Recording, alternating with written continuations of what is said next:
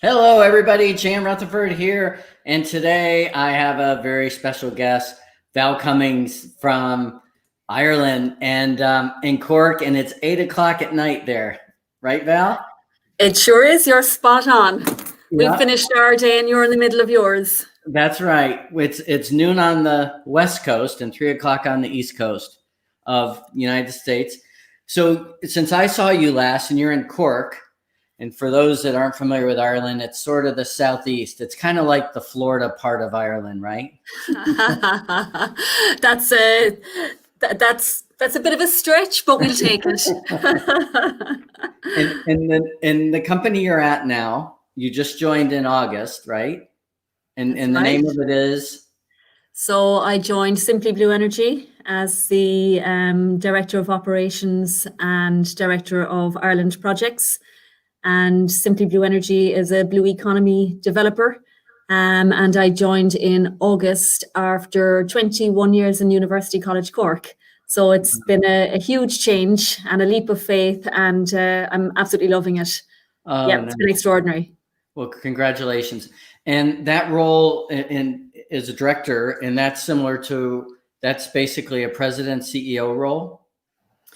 So it's like COO, Chief Operations Officer, in terms of the operations, and then the Irish side of it is concerned with the projects that we're developing here.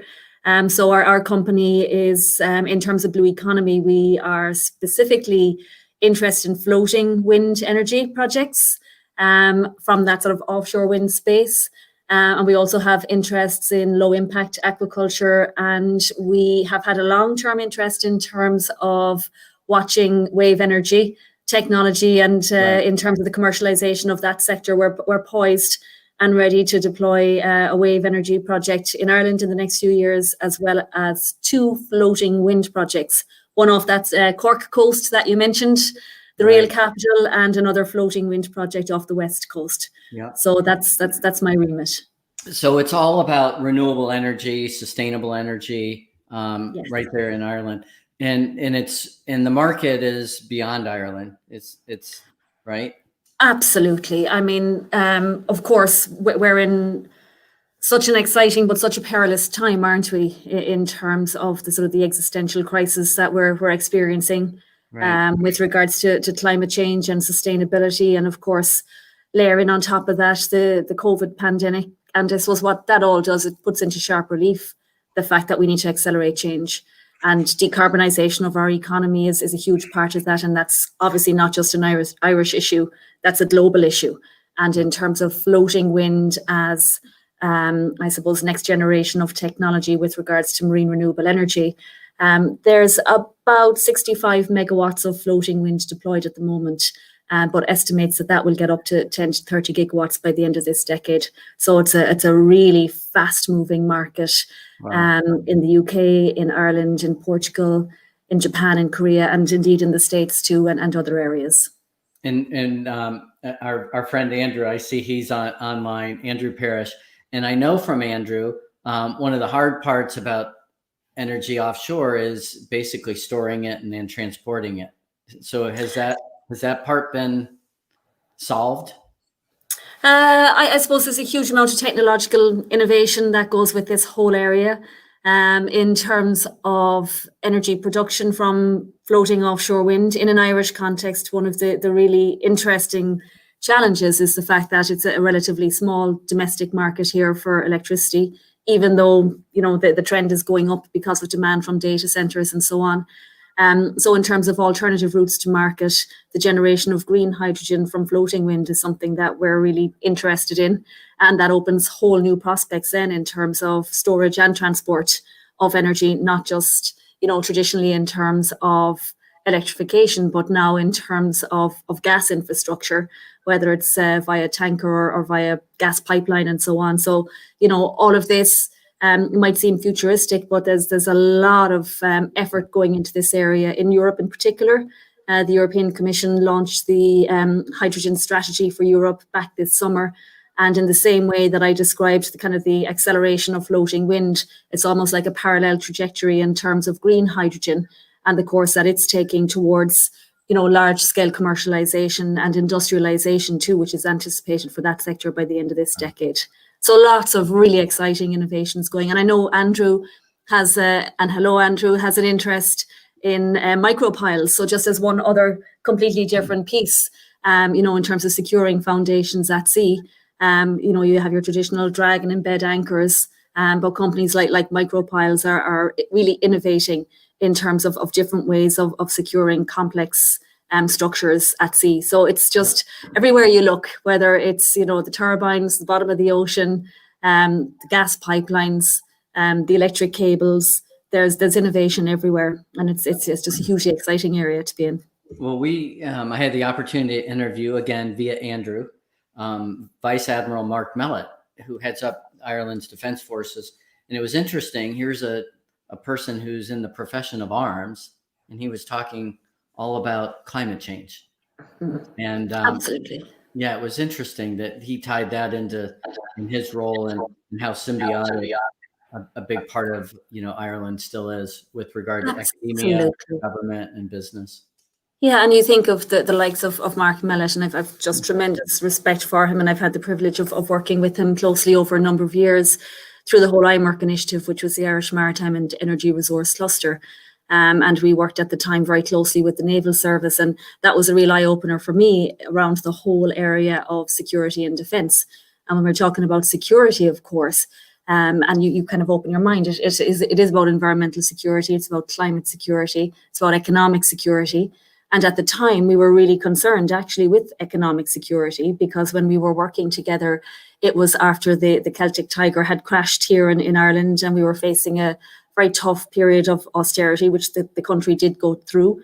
And at the time, together with the Naval Service, we were looking at how the Navy could position itself to facilitate innovators that would ultimately lead to job creation and growth. Because if you have a stable country in every sense of the way, and that includes the economic stability, then of course you have better security and the prosperity that goes with that. And Mark Mellett is just a tremendous leader who has got that 360-degree view and ability to join all of those dots and see those connections, which are just so important. Yeah, I couldn't agree more. Well, one of the things I wanted to talk about, and again, where can people go to learn more about your company? And because I want to kind of shift and focus on you and leadership. So where can people go to learn more about your company? So please visit simplybluegroup.com or simplyblueenergy.com. If you're interested in the Irish floating projects, you can look at the Emerald Floating Wind website.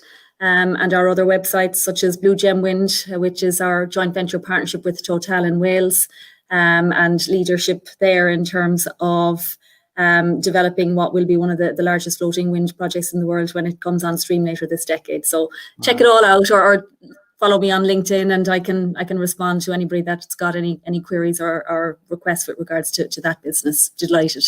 Great. And we're streaming right now on LinkedIn and YouTube and Facebook. So, cool. And there'll be a recording of this. So, we're covering all bases. Yeah, we are. So I wanted to kind of go back to leadership, and oftentimes we think of leadership as what we do one-on-one with people, but I want to talk about that a little bit, but also the leadership from a company and an industry perspective and what you see going on in the world globally. And so let me kind of go back to your backstory, if you will. Okay. What are the things that transpired in your life that got you to where you are today? What are the things that got you sitting right here, right now? I suppose everything goes back to family and values, doesn't it? In terms of how you were brought up, and I suppose I have been fortunate to come from Blackrock here in Cork City, and a tremendous school and a great family that really grounded me in terms of what's right and what's wrong, and that's the basis, isn't it, for going forward. But I suppose in terms of taking the direction I've taken in my career, the Marine has been a theme since the very, very get-go, and leadership has too, actually, but that came to me later in terms of realizing that, there was this whole thing, this whole discipline of leadership that, you know, I was able to sort of learn from and get involved in the literature and so on. In the earlier days, for me, leadership was something that was more just instinctive. I suppose I was showing leadership, but not really sort of thinking too deeply about it. And I go back to, you know, even in school days, you know, we had a company under the auspices of Enterprise Ireland here, which is a national development agency. And they have this fantastic initiative, which is still ongoing, called Young Enterprise. And it was kind of natural for me to be the managing director. And then I sort of got Young Enterprise kind of Managing Director of the Year award. And I remember getting a Rotary Club Leadership Award for my part in leadership and watch leader training on the Asgard. The Asgard was a gorgeous sail training vessel that's sadly at the bottom of the Bay of Biscay now. But when I was 16, I was always kind of motivated to get up and do things and explore new things. And I wasn't from a sailing background at all, but the thought of going off on a tall ship was very, very appealing. And this is the draw of the sea. So it was on the Asgard that I got my results for my leaving certificate, which is sort of, you know, when you finish your high school and think about college. I was at sea. I can't remember where we were, but I had covered a huge amount of territory, sailing around France and Spain and Portugal and North Sea and Norway and Germany and Scotland over the years. And I remember being at sea on the Asgard when I decided I'm going to have a career at sea, because I just loved the ocean and loved being out in boats. And of course, the romantic idea at the time is I'll always be on a boat, you know, I'll always have the smell of diesel and all of that. But I went off, it set me on a course to do a degree in marine geography, which was, again, maybe a little bit different. I went off to Cardiff University, which was a big point of departure at the time. People tended to go to university closer to home, and went on from there. And for people in the US, Cardiff is in England. It's in Wales. We must differentiate as part of the UK, but absolutely. So I used to get the ferry over and back. And, you know, I came home to Ireland several years later with my husband now, but as a bit of a pit stop. We never thought we'd stay in Cork. And here we are together, I don't know, something like 26, 27 years later. And I've had just this incredible time. I got a job at the time in UCC, University College Cork, which was looking at resource assessment for the edible periwinkle, Littorina littorea, for anybody who's inclined to like the Latin names. And that was looking at the distribution and abundance of this tiny little marine snail. And I had a little van and I drove all around the coastline with my quadrat, literally counting and looking at periwinkles. And I suppose that got me into research. And so much of my career was in the university, in the research space, but I suppose I never would have thought of myself, and I don't think others did too much either, as a traditional academic. I was just excited by things and interested to push the boundaries and try and create new initiatives. And in the early stage in UCC, I, again, at quite a young stage, was very fortunate to take on a position as manager of the research centre that I joined when I was counting the periwinkles. And then I went on to become the director of what was the Coastal and Marine Resources Centre. And a big move at the time was to move that research group from campus in the university down onto the naval base in Haulbowline, where I first met Mark Mellett and his fantastic colleagues in the Navy. And after a couple of years there, I grew the team from, I think it's about 8 or 9 people when I joined, and we were up to 40 people back in 2008 over a short few years. And again, just demonstrating leadership and going through really being motivated, wanting to set the scene for change and figuring out what to do and trying to make things happen. And, you know, in terms of the events that occur and the surprises that can, I suppose, take hold. When I went out on maternity leave with my first baby, the research centre burnt to the ground. And, you know, I was there a few days before having Alva, who's now 12, trying to figure out how to deal with this. So you had a ship sink to the bottom of the ocean and you had another place burned down. Yeah. And that wasn't the worst of any of it by any means. There's a pattern here.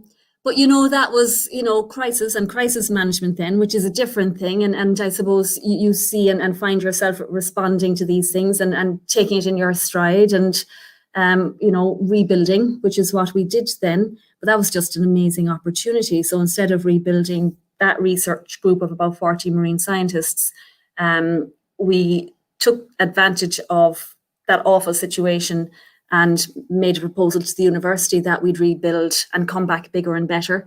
And so this journey started with regards to building a new marine science and engineering institution, which became the Beaufort building.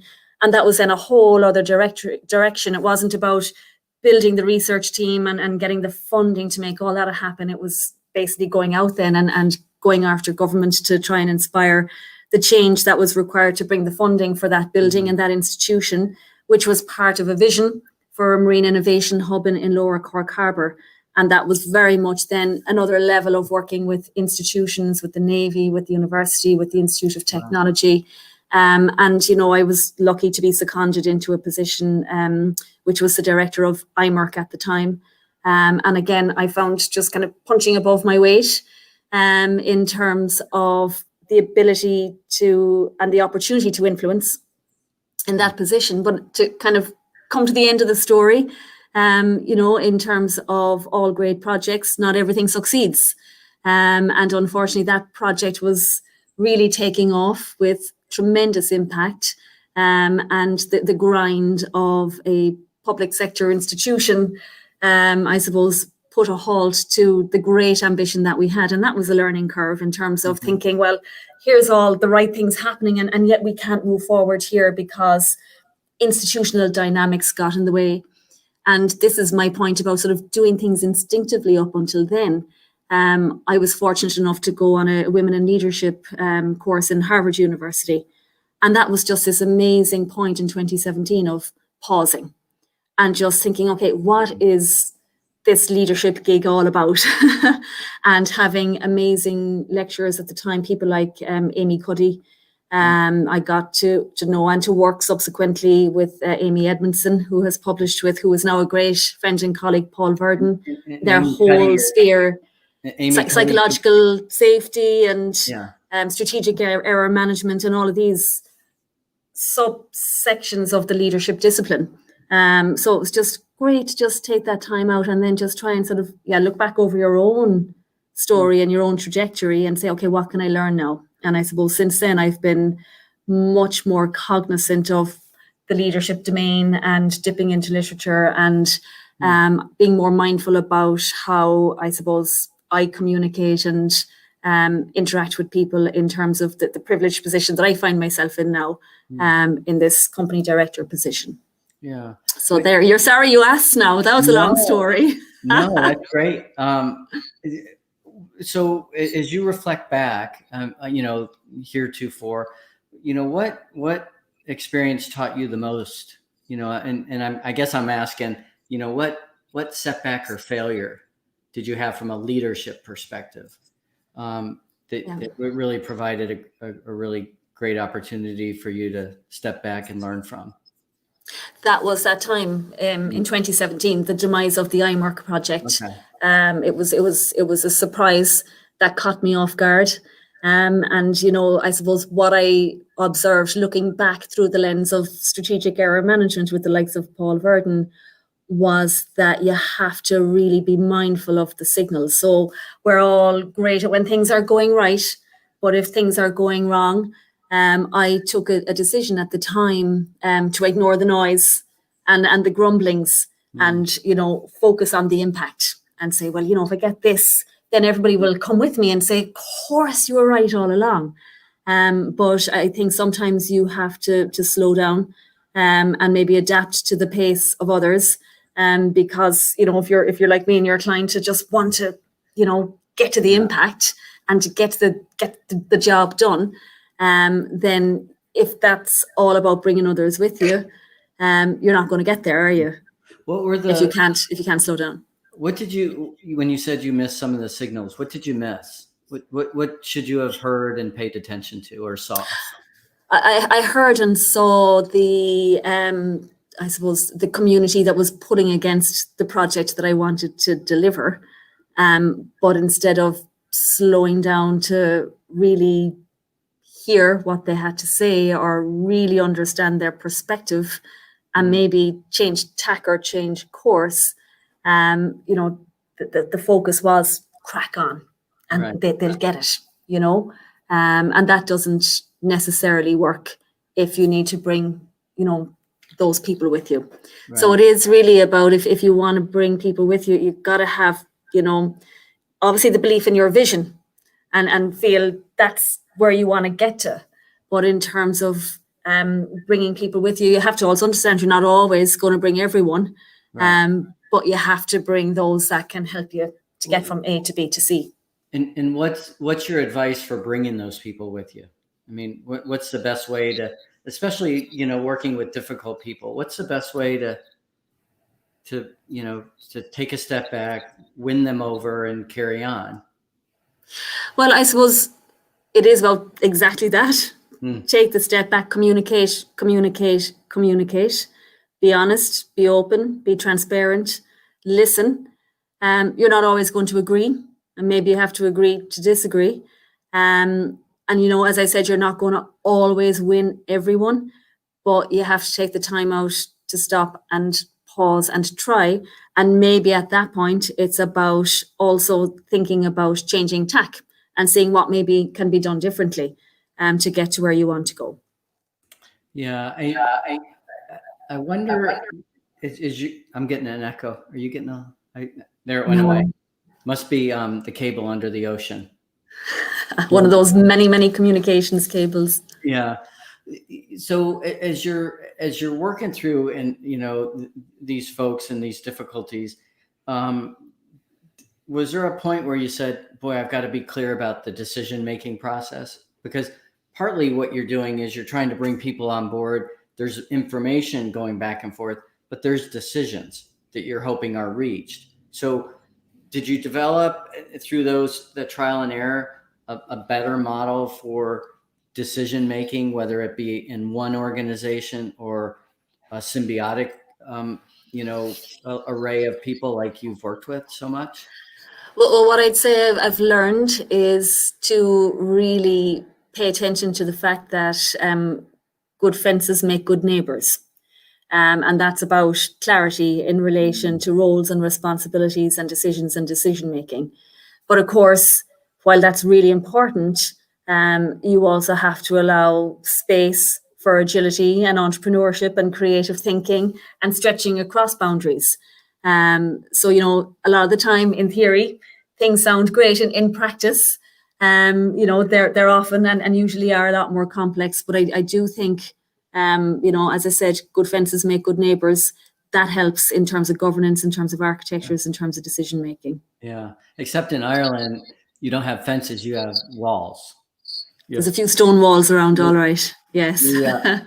I have to tell you, Val, on the last trip we had, I joked to the bus driver, to my students, I said, hey, why don't you just go on and on about stone walls?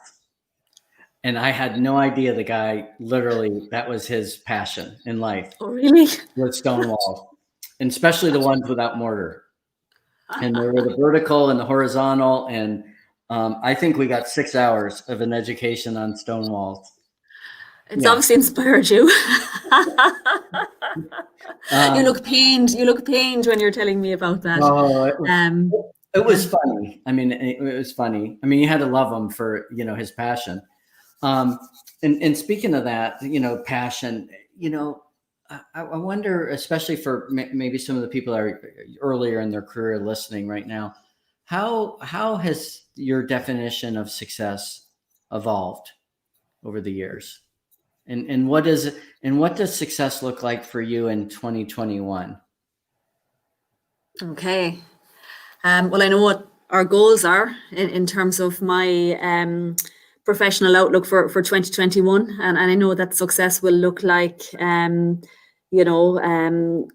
those building blocks that will allow us to move our really exciting floating wind projects forward here in Ireland. And, we've got sort of clear goals in terms of the targets for what we want to achieve. And that's at the corporate and business level.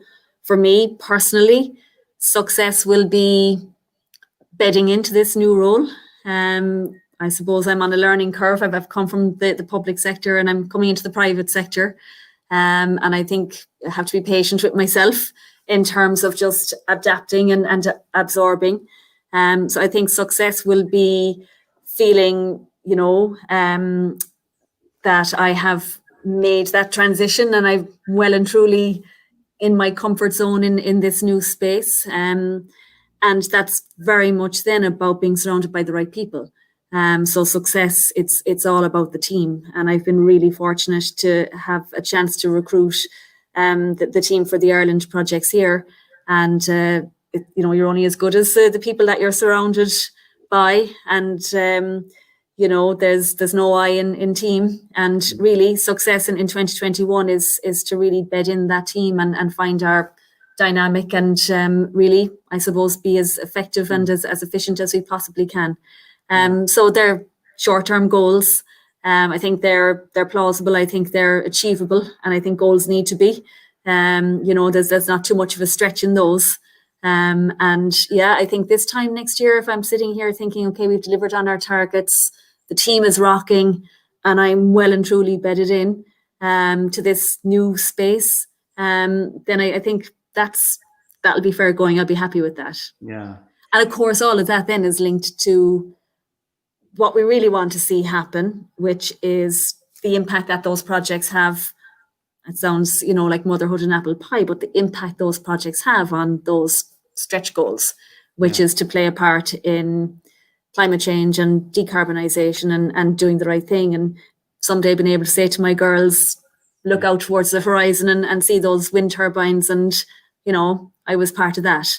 That will just be an amazing achievement, and I thoroughly believe that we can get there. And to get us to that position, then 2021 is going to take a huge amount of stakeholder engagement, trying to influence in terms of government and policy, working with our private sector partners, and in terms of bringing people with us, and in terms of what I've learned previously, we can engineer almost anything if there's enough money.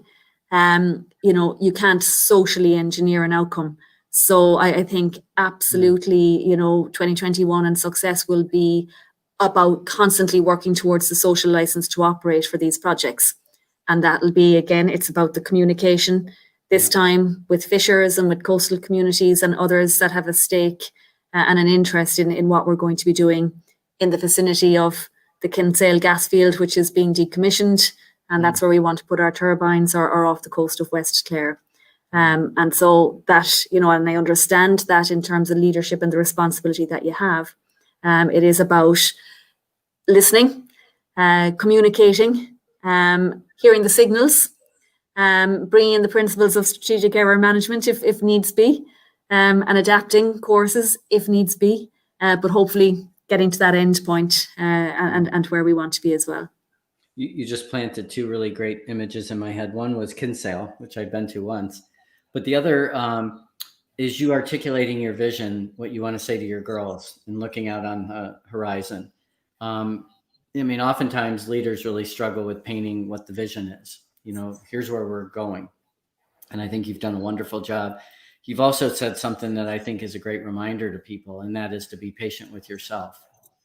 I find a lot of high achieving, super ambitious people really beat themselves up quite a bit.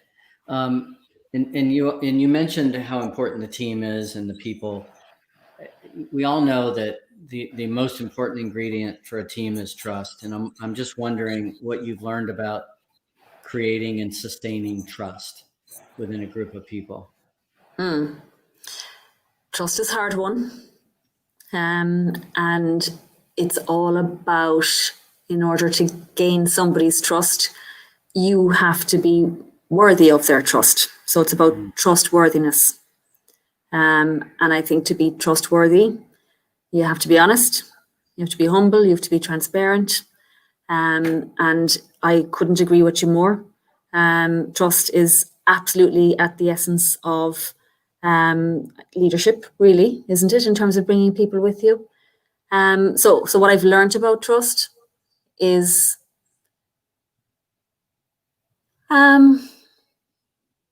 gosh, there's so many things running through my head, trying to simplify what I would say I have learned. Yeah, I think what I've learned more than anything else is that it needs to be at the center of everything. And if we talked a little bit about different disciplines and, different aspects of leadership.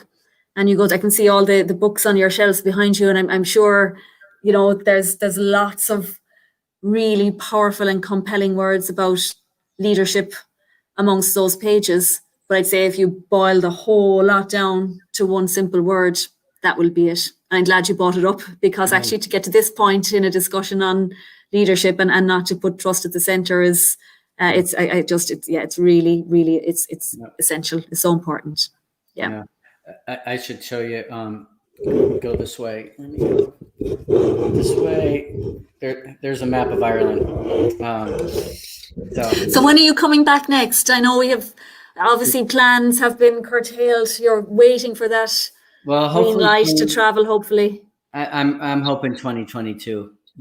I don't think it's going to be next year. I think things will be still kind of crazy, but boy, I'm in need of I'm in need of getting over there. And I'm in need of a bit of here too, and I'm here. So we've been restricted. And you mentioned Kinsale. I absolutely adore West Cork, and our hearts are firmly rooted in a small little island off the southwest coast called Sherkin Island. You get the ferry from Baltimore across to Sherkin, and we as a family go there on every possible opportunity that we have. And my husband is a musician. He plays lots of music down there ordinarily. We haven't been to Sherkin Island for the whole of 2021, and West Cork is just calling out now, and hope and pray we'll get down there sooner rather than later. So I think, but again, they're small sacrifices, aren't they, in light of everything that's going on? But the earning is there even when you're in Cork. Well, let me ask. I've got a question. Kind of as we're wrapping up. Obviously, 2020 has been a difficult year, to say the least. When it comes to teams and leadership and our own, do you think difficulties are required? To bring out the best in us?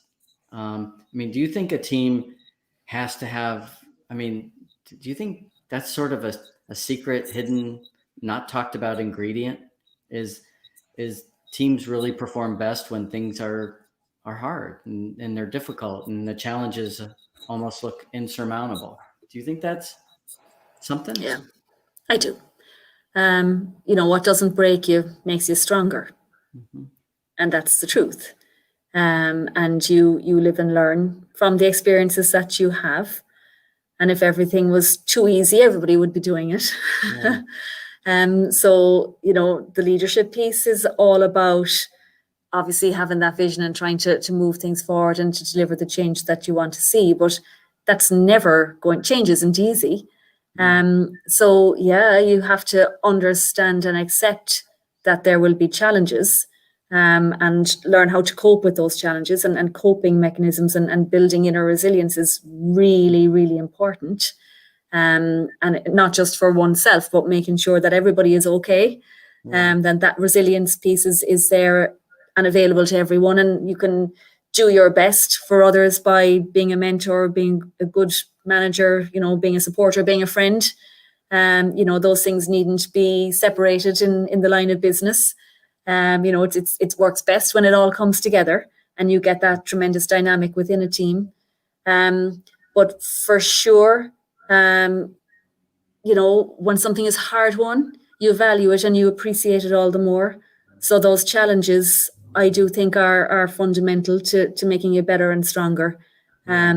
So I agree. I'm not saying bring it on. We can, deal with a certain number of challenges every day. But we need to just understand that that's life. And I say it to my kids, they have good days and bad days. And that's life. It's not going to be a bed of roses. And I suppose what's really important for us all is from a young age, irrespective of whether you're in, a senior management position or in any other role or any other walk of life, you just need to understand that not every day is going to be simple. And that's where you go back to your roots. You go back to your values, you go back to, where you came from. And maybe if that wasn't a great start, you learn your coping mechanisms and you try to be more resilient, and whatever it is that makes you stronger in the day, whether it's giving your dog a pat or going for a walk or just, that time out to recharge the batteries and to mind yourself is really important. Mark Mellett actually introduced me to a book called The New Earth by Eckhart Tolle and encouraged me to read it. And I'm dipping in and out of that at the moment. And that's all about trying to kind of go beyond yourself in a way, to sort of take your ego out of things and just to be and to appreciate the moment. And that's a coping mechanism. And that's what we need to think about and to look at in the face of all of the challenges that life is going to throw at us, whether it is, at home or in work or in business, whatever it is. Well, it's interesting. When I first came to Ireland as a business person and toured a lot of different companies, the one thing that every company had in common is they would say, number one rule is leave your ego at the door. Everybody said that. And, I look at, Ireland's had such an interesting history over the last 150 years. It is all about resilience. And, one of the things that's interesting is the homogenous society. You all, Ireland has a common vocabulary in the sayings, all the pithy sayings, that are so Irish. And, everything is when the chips are down, win one for the Gipper, it's all that kind of stuff. And I wonder if, here in the United States, if we could take a lesson from that a little bit, that, Irish humor can be kind of dark, but there's always, there's a light at the end of the tunnel. There always is. Yeah, I think you're touching on a few interesting points there because, you talk about sort of the homogenized, relatively speaking, Irish culture compared to, the melting pot of parts of the States and not all, but parts. But yet things have changed so much over the last 25 years in this country in terms of much more multicultural society. And what you're talking about there in terms of the sort of the dark humor and the sayings, that's culture, and culture is a whole other piece then of what we've been talking about in terms of recognizing, appreciating, and respecting culture. That's part of leadership. I think that's something that you bring into your outlook and your worldview, and fundamentally then that's about respecting diversity. And not just respecting, but being proactive. I think we all have a huge responsibility to be proactive when it comes to this whole area of diversity. When I joined Simply Blue Energy a few months ago, we, as a relatively young company, we did a really important exercise in terms of everybody participating in a process of identifying our shared values as a unit, as a group of people, as a company.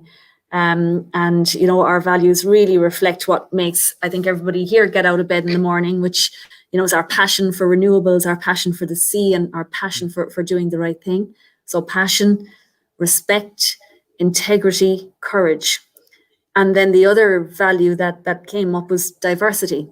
And from the outside looking in, we may not look like a terribly diverse group of people. We look like a bunch of Irish people and people from the UK, and there's not too many women at the top. I'm the first female on the executive group, and so for me, diversity is really important, because the more diversity we have, then the more a broader worldview that we can bring into our business and into the way that we think about culture and engage with other people. So I think that cultural piece and that diversity piece and respect for diversity, but being proactive with regards to diversity is certainly on the agenda here. And I'm really pleased that it's something we're building in to our business processes and systems as we go forward into 2021 as well. This is very exciting. Yeah.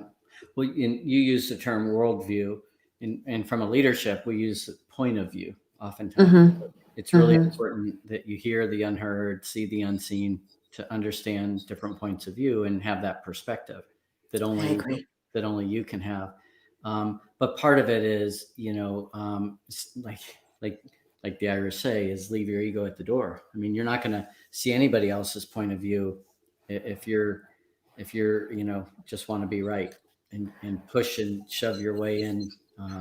You're You not can going be blinded by ego. to. Yeah, You can yeah, be blinded by it. Yeah. yeah. So Val, as we kind of wrap up, what parting words would you like to leave for younger leaders? What you've learned the most, the best advice you've ever gotten that you might want to impart to others. What might that be? I think I was so privileged back in 2012 to do an Eisenhower Fellowship. I was one of two people from Ireland that went on a 7-week program in the States under the auspices of the Eisenhower Fellowship program. And, that was a leadership training program, and it was really about supporting young leaders. I was relatively young at the time. And what an incredible opportunity. So I suppose the first thing I'd say is, and I nearly didn't take it because I was pregnant going off doing it, and I was afraid they wouldn't let me do all of the travel and all of those things. And of course, that didn't come to pass, but I nearly didn't take it. So I suppose what I would say is seize the opportunities. They come to, pass and not to pause. That's just so important. Take whatever opportunities come your way. But of course, opportunities come your way, but you make your own opportunities. And in terms of making your opportunities, I think there's one word for anybody, whatever stage of your career you're at, network.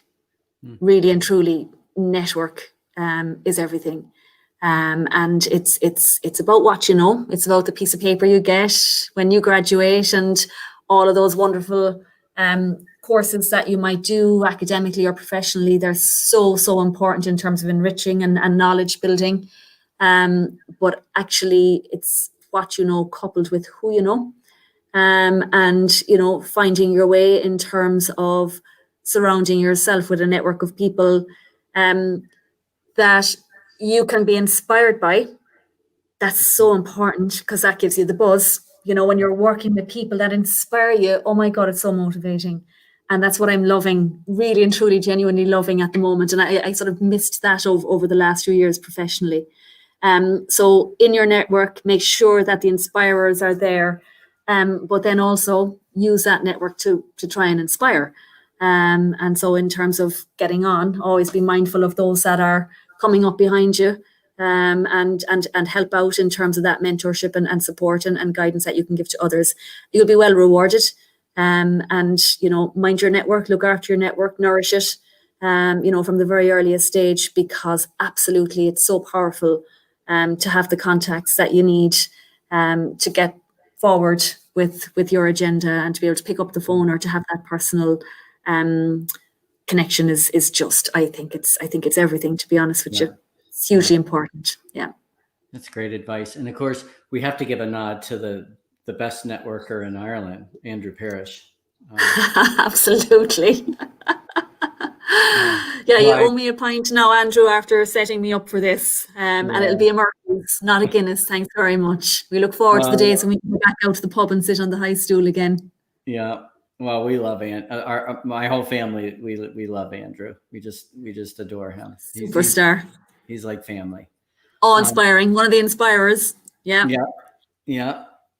And so humble. Val, this was a real treat. Given that I can't be in Ireland, I'm just so loving the opportunity to get to speak to, my countrymen, countrywomen in Ireland, and feel a little bit of home. You're always very welcome anywhere here, and anything we can do to support your efforts. I know that your words of wisdom are going to be very inspiring for people, and especially I can't wait to share this with the MBA students I work with, who are really focused on work that is going to provide deep meaning and purpose. going forward. And there's something quite noble in your pursuit. Thanks a million, Jan. The pleasure, I think, has been all mine. I really enjoyed the opportunity. So thanks for the platform, and thanks for the great questions, giving me more things to think about. I'll be thinking later on about all the things that I didn't say and should have said. Delighted, really, and look forward thoroughly to having a pint with you in Cork, in the Rebel City, when you have a chance to travel again. That'd be fantastic. Well, in the meantime, happy holidays to you and your family, and absolutely, in Ireland. Thanks, Jan. All right.